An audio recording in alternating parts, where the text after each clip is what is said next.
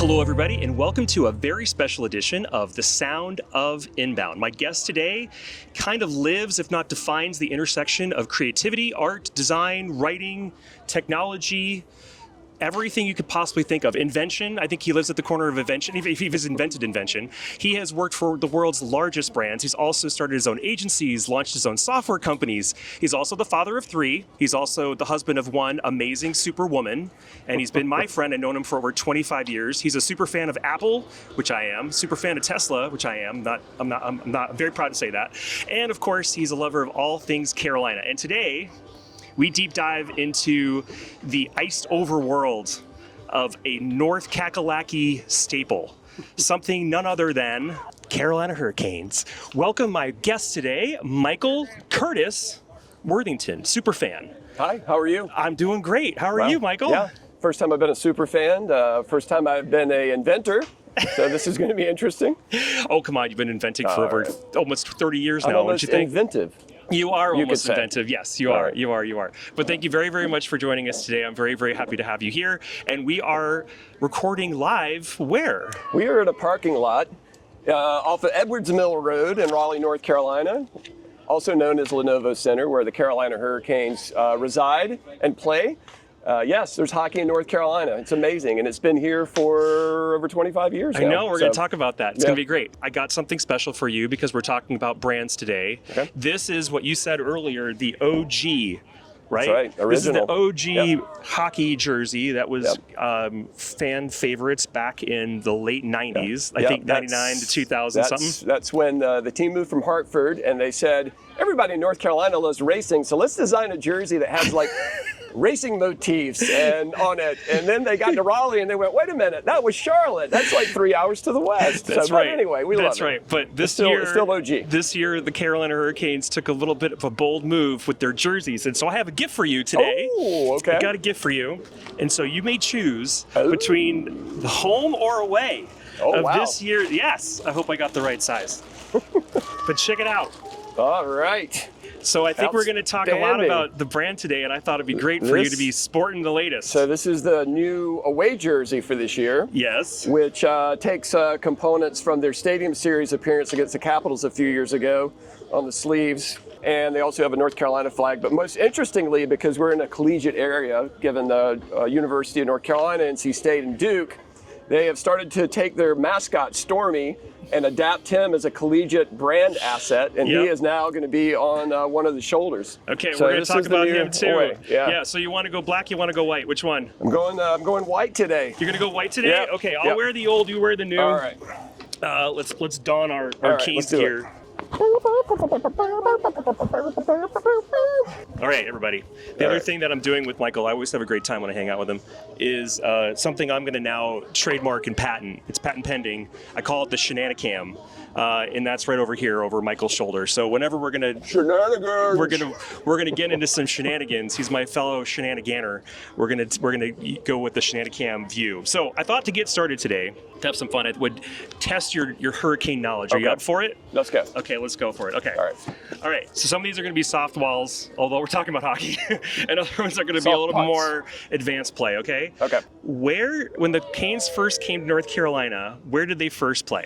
Yeah, they played in the Greensboro Coliseum because the what was known as the Entertainment and Sports Arena had not been completed, and the team had to move pretty quickly because the owner, Peter Karmanos, was basically sort of being ushered out of Connecticut. Yep. And so the Greensboro Coliseum, which has a lot of ACC lore, it's the original home of the ACC basketball tournament, became the home of the Hurricanes for 2 years.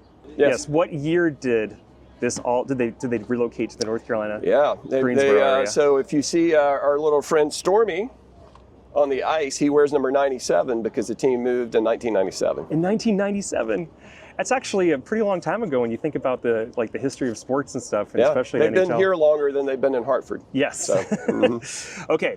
And this is getting more complicated. In what year did the Canes make their first Stanley Cup appearance, and who did they lose to? Yeah, you Michigander, you. Actually, you're a Minnesotian. Sorry. Yes. Sorry. Let's kind of lump those together. So they did. Also, the Red Wings in 2001. 2000. Actually, it says 2002. Well, it was 01-02 season. Okay, so, 01-02. I'll give it to you. That was their first Cup appearance. Yep. Okay. Yep. And who was the captain when they won the Stanley Cup in 2006. Yeah, that was Mr. Roddy Brendamore, the coach of the team. Okay, fun fact, his last name is French. Do you happen to know what his last name translates into French? Oh, wow. So I would think the amour part is love. It is. So is it something like a nice chicken brine love? I have no Close. idea. Close. It's sprig. A sprig of love. A sprig of love. And soon I'm hoping there'll be a pretzel sprig on your lip, and we can get into that soon too. Okay. What is the official name? Actually, you have a story about this, so I wanted to get into it. What is the official name of the fans for the Carolina Hurricanes? Yeah, they're called Caniacs. They're called Caniacs. And you had a story about Caniac. one of the sections in the Caniacs, right? I do, yeah. So we have a section in the third level, 328, and the team, as you mentioned, they went to the Cup Finals in 01-02. They won it in 06. They went to the Eastern Conference Finals in 2009. And then they proceeded to miss the playoffs for 10 years. Yep. And in that time, the fan base sort of atrophied. Things were tough. They had some really bad teams. And Section 328 had a group that was always loud and proud. They started a podcast. And the reason they started it was they felt that people were not paying attention to the team, and they wanted to help create an outlet for the fans, the hardcore fans. Yep. And one of the things that they did in 328 was they developed this notion of whenever the opposing team took a penalty, they would all stand in unison and go, "Cheaters never win." And that's become part of what happens at the games now. It's part of the culture. The year that they made the playoffs again for the first time, which was 2019, with Brendamore as a coach, his first year as a coach, they retired the podcast. Because they felt that they had done their job, which was to, when nobody was talking about the Canes, they became a voice for people that wanted to continue to love them and follow them and think about them. So that's awesome. I love that connection. That's great. I sat in 328 for a preseason game the other night. So I looked back and I saw the 328 thing behind me. I was like, that's pretty cool. All right, now we're going to get into some more technical stuff to see if you actually know all your player stats. Okay. Ooh. Who was awarded the Conn Smythe Trophy as playoff? Yep, there it is. Say it again. Conn Smythe. Conn Smythe. You can tell I really went to school in Minnesota. Conn Smythe Trophy as playoff MVP in 2006. Who was awarded that was Cam Ward. Even though hardcore fans would say that Brendamore probably should have won the Conn Smythe, but Cam was fantastic. He was a rookie goalie that year. That was the other stat. Came out of nowhere. Yep. Didn't play much in the regular season. Saved their bacon in the first round against Montreal, and then went on and was fantastic goalie who was really good during some lean years and one of the real centerpieces of the franchise. So. Absolutely. Okay, this next one is kind of more modern. Okay. Who coined the term "bunch of jerks"? Cherry. So oh my God, you got that. Cherry. So he is a Canadian broadcaster who has since been ushered off the air. Yes. But the year that we started doing the Storm Surge, which was again the first year we made the playoffs, we started doing a post-game a routine. The players would do it on the ice. He went on Canadian national television and proclaimed the team to be a bunch of jerks, that they didn't honor the game and that they were doing silly things and they're professionals. What a bunch of jerks. And so the next day there were T-shirts available.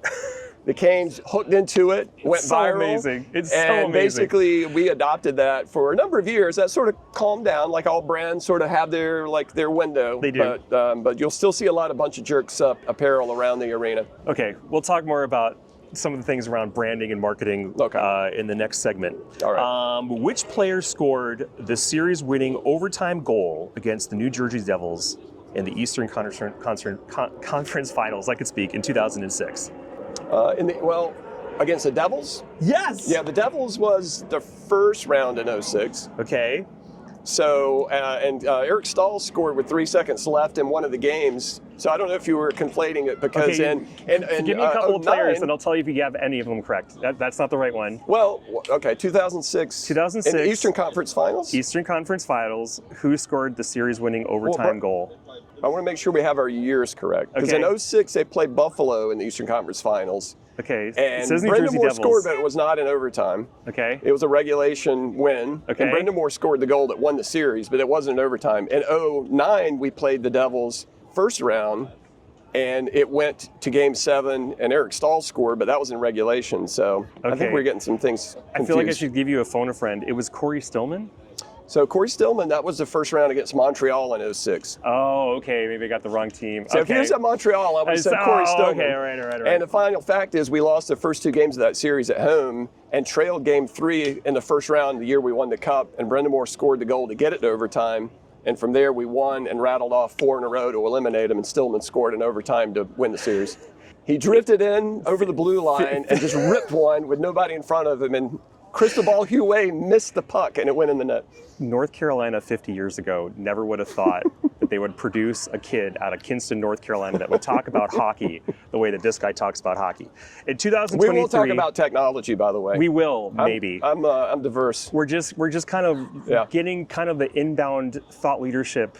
You know, we're getting the trust factor worked out. People are going to trust you unequivocally after this.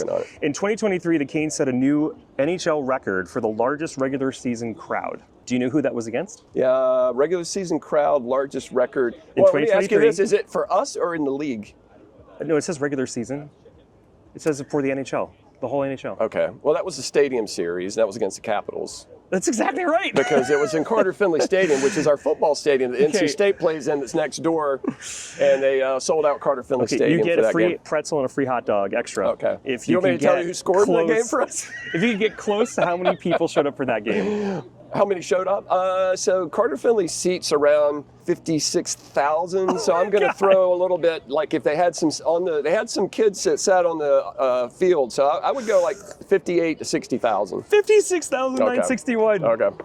I really thought I was going to stump him on one of these questions. All right, we know the name of the mascot. Yes. His name is Stormy, which is kind of alluding to the Carolina Hurricanes being a storm. Or barbecue past, right? Oh my God, that's exactly what the question was. Okay, so Sorry. I'll stop talking. Stormy is a pig. And ice hog. He's a hog, ice hog, and yes, the reason he's an ice hog is because it's a connection back to our barbecue roots. And Wendell Murphy, who is a huge state donor, is a huge hog farmer in North Carolina and donated a lot of money to NC State, and part of it went into it as well. So he probably had a little say as well. Okay, I'm hoping I'm getting this stat right because you're killing me right now. Okay. This is my last question. Okay. In 2023, because I had a friend that actually attended this game with their kids, and we were watching their baby.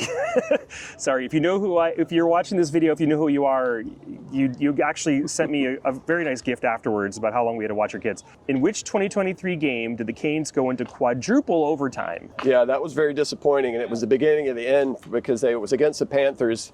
And I was at the game, and my son Aiden, who played junior Canes hockey, he got so tired. He got so tired, he said, I just want somebody to score. I want to go home. And I'm like, dude, this game is important. And we hit the post, and we had so many chances to win that game. Do you know what the final score was? The final score, 3-2. Yeah, and Matthew Tkachuk scored the goal for Florida, and we went down 2-0, and we wound up getting swept 4-0 in that series. Do you have like a photographic memory for this? Sort of. You do? Yeah, okay. Sort of. It's all based on the experience, isn't it? I'm launching a Canes podcast today. I think so. And so this is me interviewing for Carolina my Hurricanes. If you're watching this, we're tagging you on this for various reasons. But if you're watching, you have a true bleeding red and black Caniac here that would absolutely love to be on your podcast. An OG North Carolinian hardcore fan. Absolutely, yes. Absolutely. Let's call it what it is. Okay, when we come back, we're going to dive into how Michael and I are actually directly connected to the Carolina Hurricanes and are actually part of the history, which is absolutely amazing. So stay tuned, we'll be right back.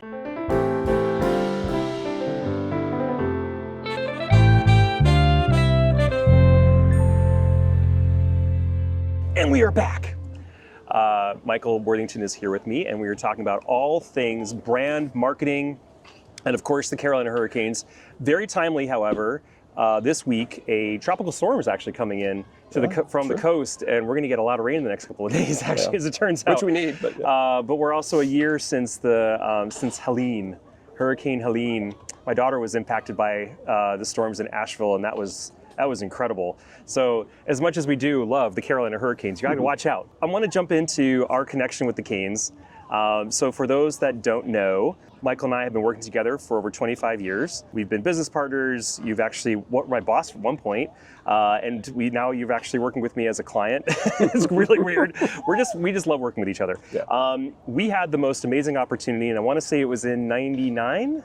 What had to be, I guess, around 99? Well, it was actually 96, 97 because it was when the team moved. I met you in 98. Well, we had already done some legwork to get them as a client. Okay, through. all right. Yeah, you go. All right, so when we met in 98, there was a really great opportunity that was kind of coming to a head. I think the first thing you guys should know is the Canes were a client of ours. When we were both working for a company called Vision Factory back in the late 90s, early 2000s. And we actually got to do a bunch of work for them, which was really amazing. So I wanted you to tell everybody the story about how you got connected to the Canes and got that job opportunity lined up for us. Yeah, no, it was kind of interesting. So Vision Factory, just to give a slight bit of context, was really, it wasn't a true brand agency, even though we did some brand development. It was really more of a marketing communications company, but a technology-infused marketing communications company. So we didn't just design, we built, at the time, it was very novel, websites. People were like, I need a website. So we did a lot of web development work. We did a lot of integrated marketing work, database-driven marketing. But when the Canes moved from Hartford and they reestablished their brand, they did need a digital agency to help them build a website and to really kind of stage out their brand from that perspective. So we had a gentleman named Howard Siddell, who was a friend at an agency, I think it was Rocket Burkhead, at the time in Raleigh, and he reached out to us, to Vision Factory, and asked if we were interested. And I remember because he said, well, if you're going to be a partner and work with us on this, you need to go see the team. I had never been to a professional hockey game. This was, like I said, this was in that 97 window. I remember. That's why I'm wondering what year it was, because we went together to Greensboro. Yeah. And we watched a game in Greensboro. I think I might have gone more than once. Okay. But yeah, and I had never been to a game. And I remember the old line from the movie Pretty Woman, where she gets taken to the opera. Yeah.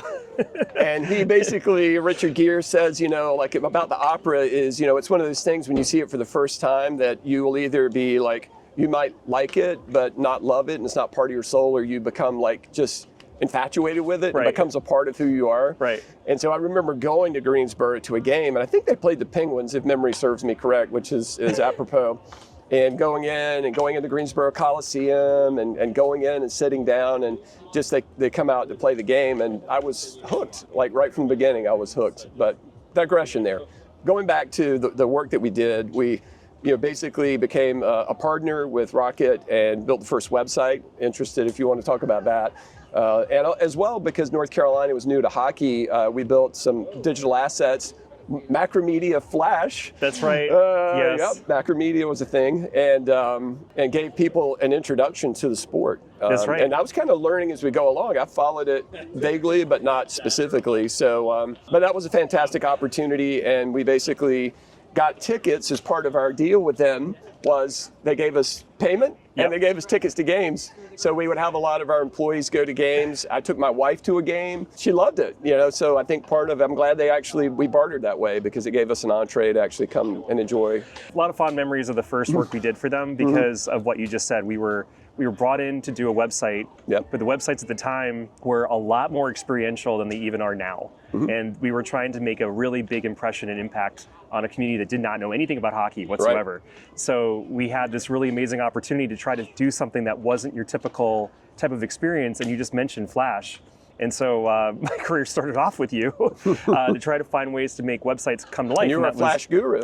I had to be a Flash guru. And we made websites come to life with audio, motion graphics, and interactivity in a way that people had never seen before. And I thought we were really successful at it. And so for the Carolina Hurricanes' first few websites, the mouse turned into a hockey stick. It was a stick, and the logo, the swirl, the and then eye logo. When you clicked on it, it like hit the puck and it came right at the screen and it showed the logo. We'll have to go to the Wayback Machine and see if we can find it. Check out the Wayback Machine for caneshockey.com, I think is what it was at the time. Yeah, but they didn't have the URL. They didn't have the URL. But it was amazing, and I think they gave us a lot of amazing opportunities, to do different kind of things that they hadn't seen before. We were the first ones to try it out. Yeah. So they gave us a lot of really creative latitude, and I think you even got some opportunities for us to do stuff on the Jumbotron too, if I remember. We did. I think we did a series of just, like you said, Flash animations with the logo and some of the digital assets, right? Their brand. And we actually got to go to a game and get to see our stuff. We got to see our stuff. Yeah, that was great. Exactly. So I was going to ask, because this is going to get into something that I think is pretty important. What do you think stands out about that first round of work we did for them? Maybe about on that website specifically. Was there anything that stood out for you?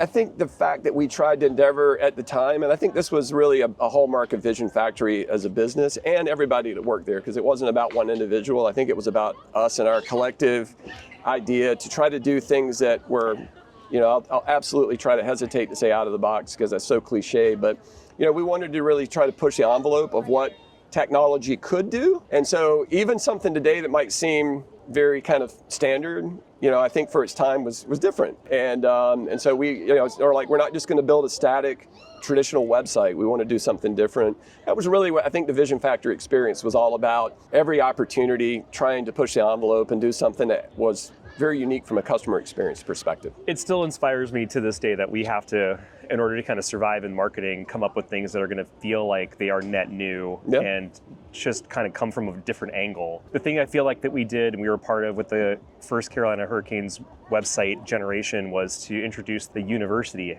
aspect of it. For those, again, that don't know, hockey didn't exist in North Carolina before '97. So we had an entire community, especially here in the Triangle area, which includes Raleigh, Durham, and Chapel Hill. Lots of college sports, as everybody's aware, but nobody really understood hockey. So I'm not sure whose brilliant idea it was, but we produced an entire series of these two funny little refs explaining the game of hockey, every single move, what a penalty it would be, how the scoring worked, where the players were supposed to be, just basically the entire backstory about hockey. And I think it was a great inbound marketing campaign. What do you think? It was, I agree. It was one of those things that helped educate and market. So, and eventually they actually started their own in-person Canes Hockey U thing, wasn't it? They did, and they also had a gentleman named Ron the Ref, who was also sort of both kind of a MC and sort of engaging people that go to the game, but also he was part of that, continuing that experience of education. Being that you've been a fan now for literally decades, how have you seen the Canes grow from what would be considered a newcomer team, even though they're coming from another team, to a core part of the Triangle community now? Yeah, so you talked about brand. So I think part of what the Canes did is over time, and I think their brand has gone to a whole new level really over the last 6-7 years since Tom Dundon bought the franchise. But I think they figured out how to sort of embrace the culture that was here and to sort of blend what they wanted to be part of their culture with the area, right? So I think when you move and you from a different location, you didn't start here, you have to figure out what are the things that we can sort of hang our hats on to really embrace the community. And so, I mean, we're here, right? We haven't started the grill yet, our little grill for today's feast. But they knew tailgating was a big deal, right? The NC State, Duke, Carolina, these are people getting in the parking lot. They bring their food. They have parties before the games. And as the Canes, really developed, they realized that, and they've really embraced it to the point now that as they go through this work they're going to do to build basically a live, work, play environment around the building, they're going to have dedicated tailgating areas because they know that that's important. Oh, it's extremely important. So tailgating is a big part of it. I mean, I think the other part of it is pro franchises, by and large, players are pretty hands-off. Yeah. I think they realize that this area it's a little big city. It has a very family nature to it. And so the players for the Hurricanes have always been put out into the community and engaged in the community. There are other markets where fans never get close to the players. Here, you can go watch them practice, and they show up at Junior Canes practices and interact with the kids. And they're very active in Canes in the community and the foundation. So I think that's another aspect, is understanding what's the culture of the people here, how do you engage with them, and how do you embrace that? And then at the same time, trying to infuse things that they wanted to bring uniquely, like the Storm Squad and the Storm Surge and all that stuff we talked about, a bunch of jerks. So I think it's symbiotic, where you figure out how can we sort of imprint, and then how can we embrace. And I think they've done a really good job of that. And really in the last 6-7 years, it's really gone to another level, I think. Absolutely. I think they have done a fantastic job embracing community and doing the kind of things that allow the community to take it over too, like own it. Yeah, to have ownership, absolutely. Yeah, to have the ownership in it, which I think is the only way it's going to actually survive the test of time. Yeah. What I want you guys, I'm not sure if we can you give me Shenanigans for a second? Okay. If you see over here, you can see there's kids playing hockey over there. There's kid practicing hockey over there.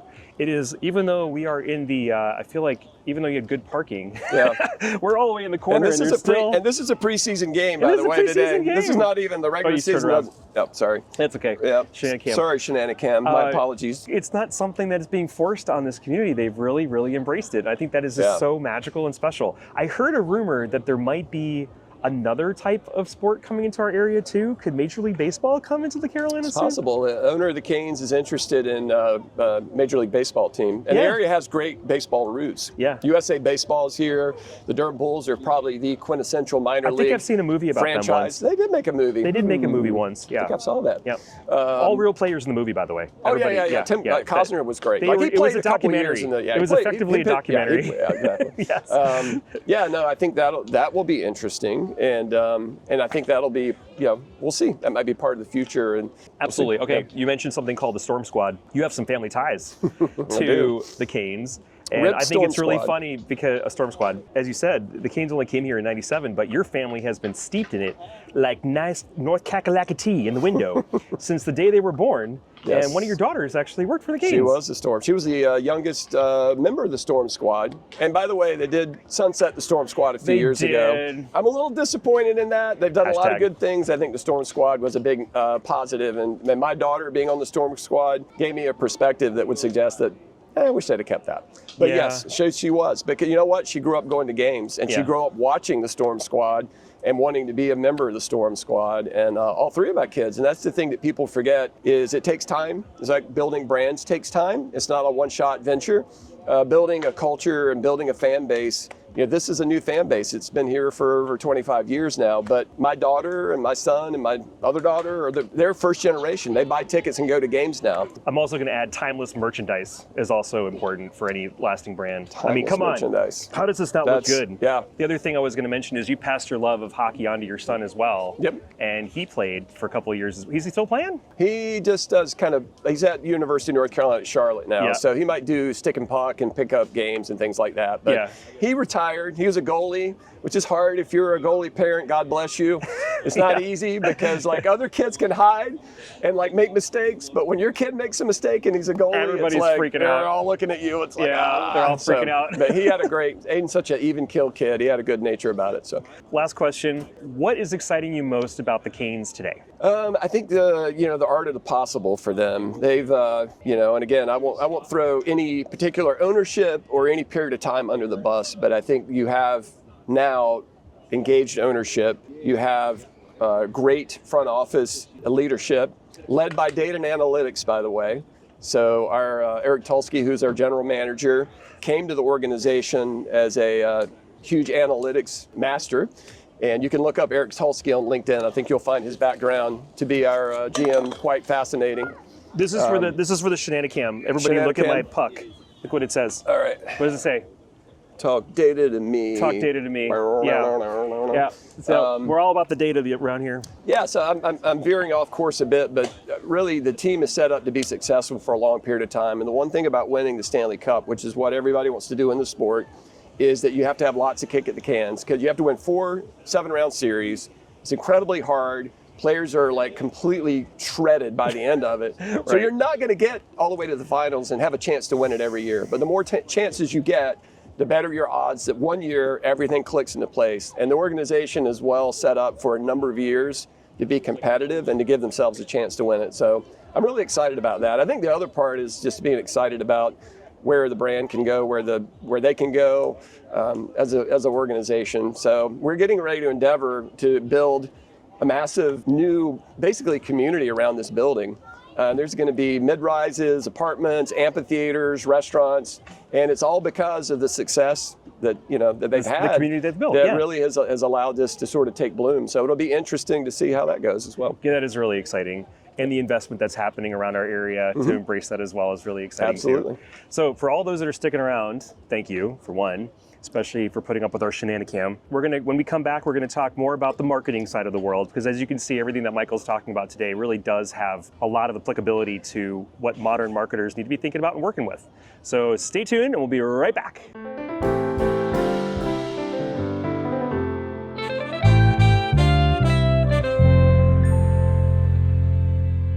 We're back, and we're going to talk marketing strategy now. Trying to get down to some business, but to connect the dots, sports teams build loyalty. So I'm just wondering, after everything you just said, what type of lessons do you think marketers can take from the Canes? I want to try to find something that's new and inventive to say about that.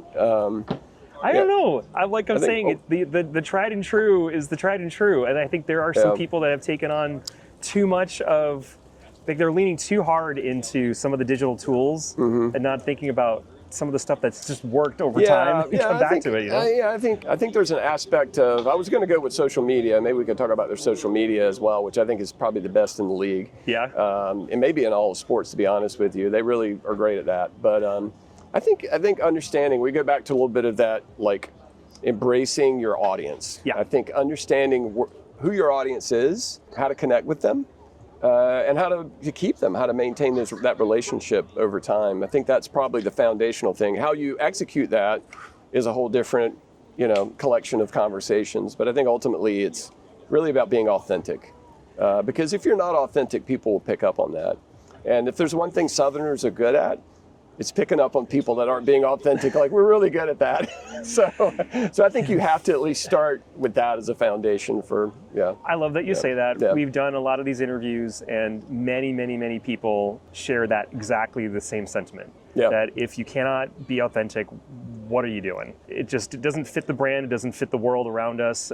There's a lot of fake stuff out there, and it's hard to believe what we're even being presented anymore. So being authentic to yourself about the work that you're doing and authentic with the brands you're working with, and of course having them to be authentic and kind of seeing that through, I think it's really important for marketers to do that. So I'm agreeing with you. I'm agreeing with you on that. Okay, so if you could go back and take one tool from today's marketing playbook or marketing stack and bring it back to 1999 when we started working with those guys, or at least I did, what would it be? I think it would be I mentioned social media. I think it would be social media, right? So we didn't really have that, or we had the beginnings of it. We didn't even have e-commerce. We didn't have e-commerce. Well, we had eBay. We had eBay, yes, but we didn't have e-commerce yet. Yeah, I'm aging myself here. But I think the thing about social media, and there's good and bad. It's like anything else. But I think the good part of it is connecting with the audience. And we didn't really have that as a channel at that time. So I think that would have been, an interesting, especially the way that we do social media, the Canes do it today.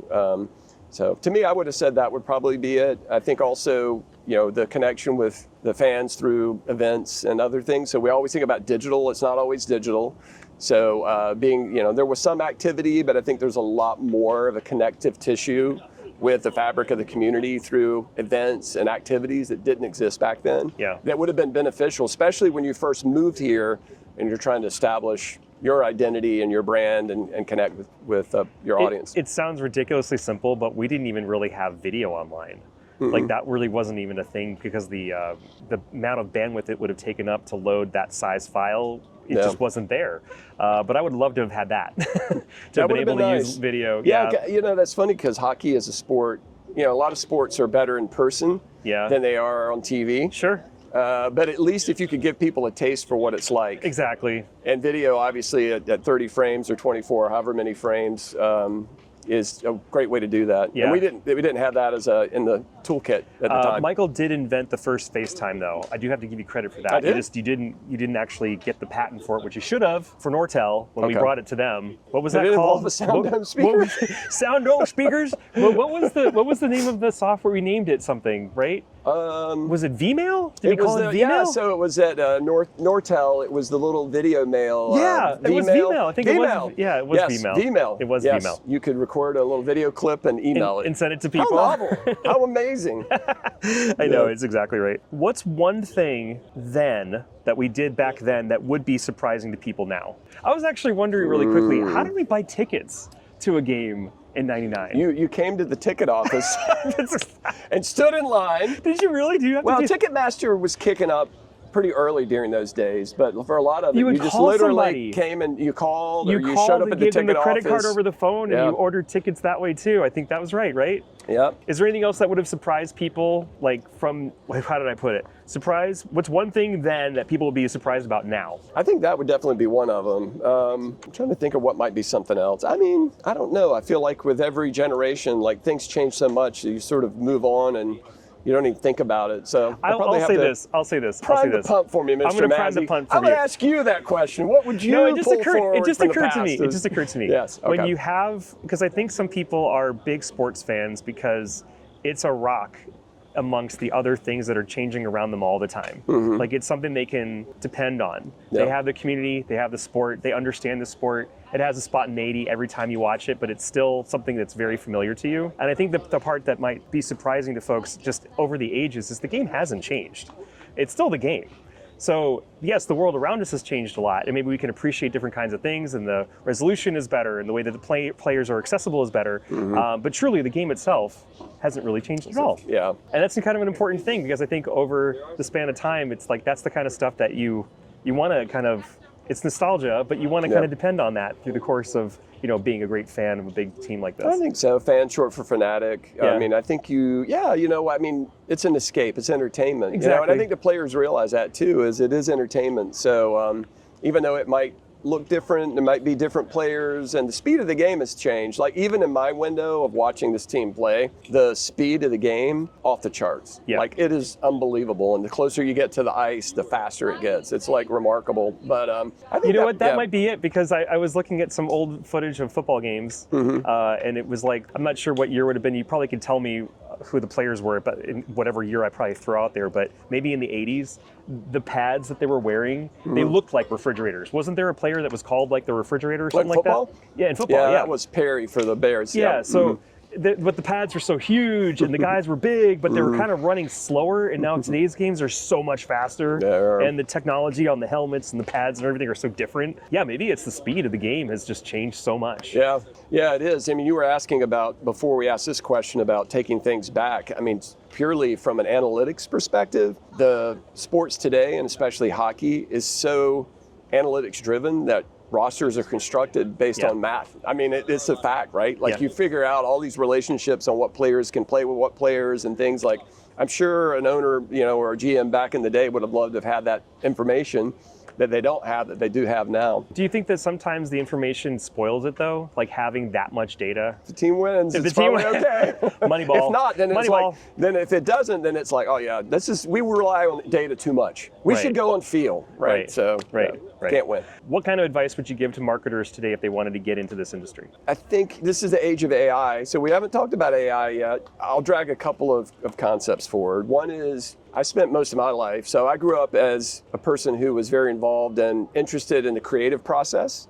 and I also love technology. I think that what I've tried to do throughout my life and work is find a way to bring those two disciplines together, and I always kind of use the term, I'm kind of a creative technologist. So I think part of the modern marketer's challenge today, we talked about being authentic, but it's really trying to find ways to connect with your audience. And from an inbound perspective, finding a way, irregardless of how you reach out, how to build your messaging, build your story, and express that story, I think that's timeless, right? That doesn't change. The way that we deliver it changes, but the core foundational ideas of building audience and building connectivity, those don't change. Those still remain pretty timeless. So I think before you worry about writing a prompt or figuring out, you know, how you're going to take personas and sort of segregate a database and go tackle and build campaigns, is really getting back to your foundation of what it is that makes you unique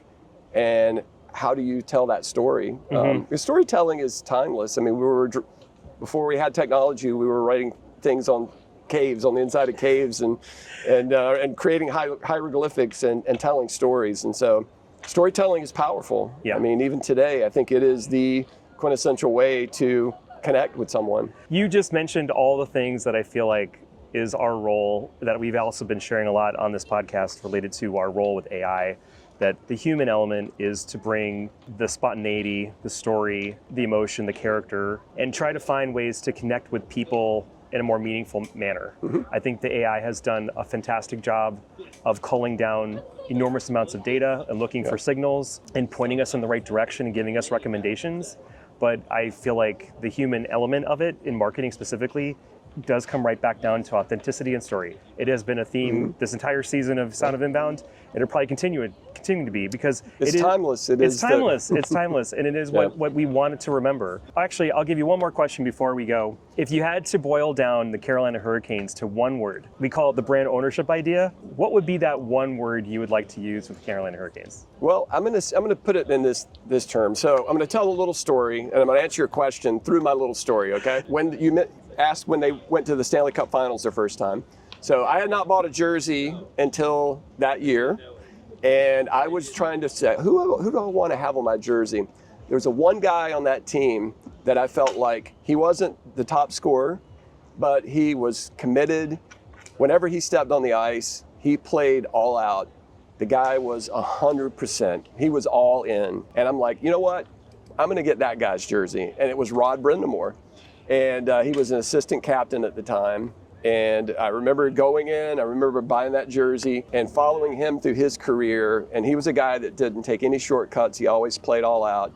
And when he became the coach of the team, and the team's fortunes have flipped, he brought a culture of passion to the organization and a way that things were going to be done that has carried forward in the success of the franchise. And so to me, I would say it's really passion, because I think he didn't take the job because he needed the money. He took the job because the team had not been doing well. He was here when it was better. He was invested in the community, and he decided that he wanted to take the challenge on to try to change the culture and to build a winner. And his passion and commitment is really what has carried the team to the success that they have now. According to the fan base, they've been selling out like they're on like a 2-year window. Like, people would have never thought in Raleigh, North Carolina, they would be selling out hockey, right? So I really think that Rod is the centerpiece of passion for the organization, and I think that's what carries them. So that passion would be the word I would use. That's absolutely the case. So we think about magnetic brands, what's really draw people in. I think also universally, passion does draw people in, for sure. I think people find that to be something they want to be more associated with when you're very excited about something and you want to be all in on it. A lot of folks feel that and they want to be part of it. They connect with it. And they want to connect with it. And connect with it. And if you come to opening night when they play the Devils in a few weeks, first game they always bring all the players come out and they have smoke and do the whole like show, and the players skate out and they each get introduced. You will not hear a louder roar in that building than when they announce Rod Brindamore as the coach. He will get a louder applause than any player on the team. And that's because he's connected, right? He is the face of the franchise. He's brought passion. Fans connect with that. And the players connect with that. They feed off of his passion. Michael, this has been fantastic. Thank you for joining us here today on the Sound of Special Edition from the parking lot, a Caniac edition of the Sound of Inbound. Michael, this has been fantastic. If people want to connect with Michael, he is on LinkedIn. Just search for Michael Worthington and you'll see him there. Michael, thank you so much for joining me today. It's been a lot of fun. All right, more Hurricanes trivia?